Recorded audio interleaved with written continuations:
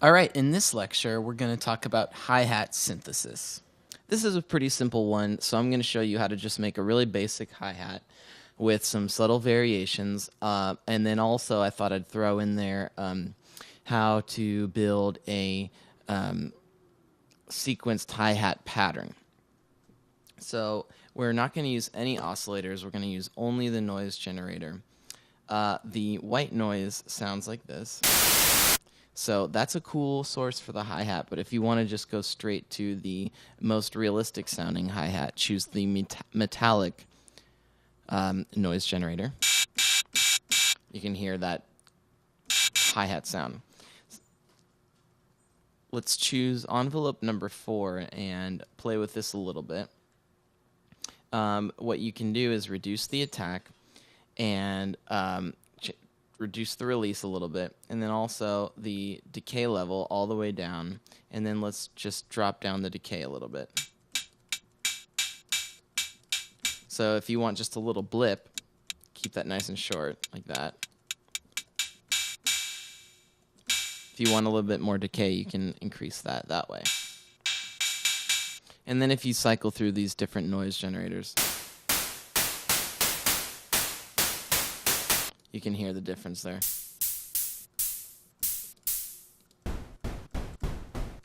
Okay, pretty easy. So that would be your hi-hat sound. Very basic. Now let's talk about building a sequenced hi-hat pattern. So I'm going to choose new sound, and our envelope is reset to where it needs to be. Deactivate oscillator 1 again, and let's choose the noise generator. Let's choose the metallic noise generator. And now we're going to try playing with this performer. So I'm going to drop LFO number 5 in here, change it to performer, and create an upward modulation range like this. So if you sync it up to 16th notes like this, you'll hear how it sounds for now. That's pretty cool, a little bit mechanical. So we can try this curve. It's the downward logarithmic slope, and just drag that across like that. Make sure our crossfader is up at the top. Good. Now you can adjust some amplitudes here to get a little bit of natural movement.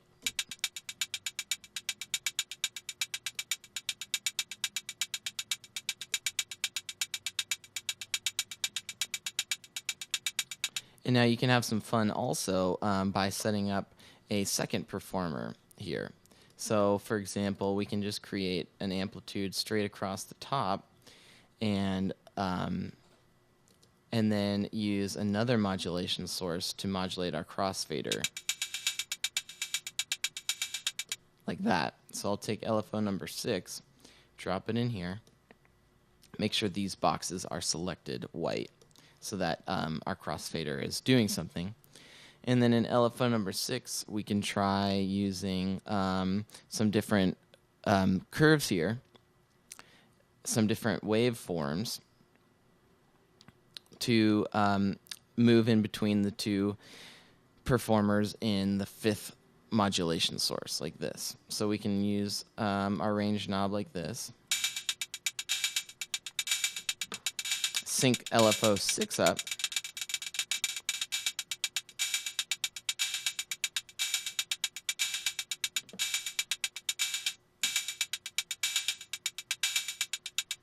Like that. That's one way to do it. You could try using a square wave.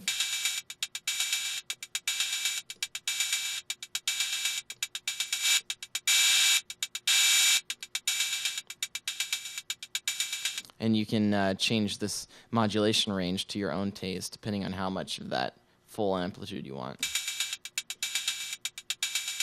I'm going to change the ratio here to quarter notes.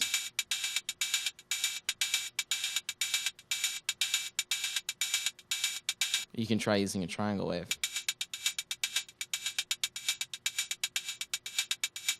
And you can see how that changes the rhythm. If I play with the phase and the waveform, you can see it changing the the rhythm of this movement in between the two performers.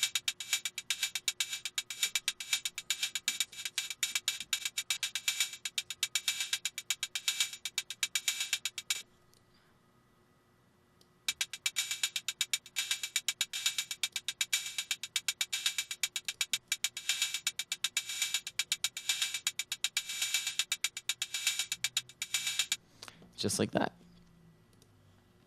Another way to do it is, instead of using this modulation, you can just pull up a totally different curve down here at the bottom, something kind of crazy.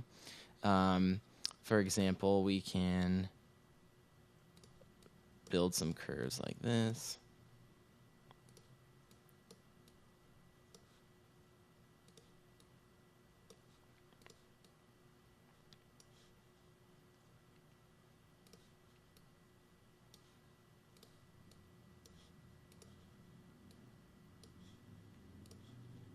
I don't know, something like that.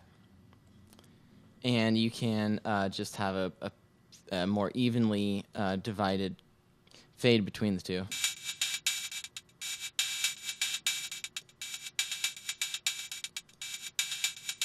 And now you have a nice rhythmic thing going on.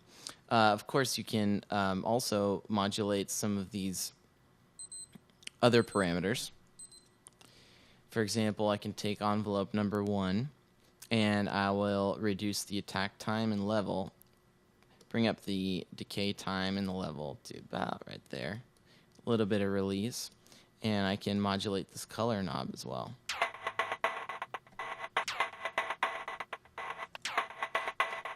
So at the first attack there, I'm getting a little movement. Or I can do the opposite.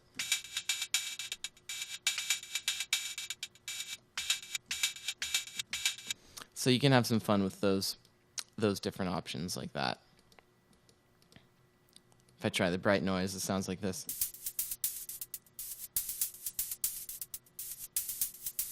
So I've got a nice little groove there, and of course, think about adding some effects, some inserts.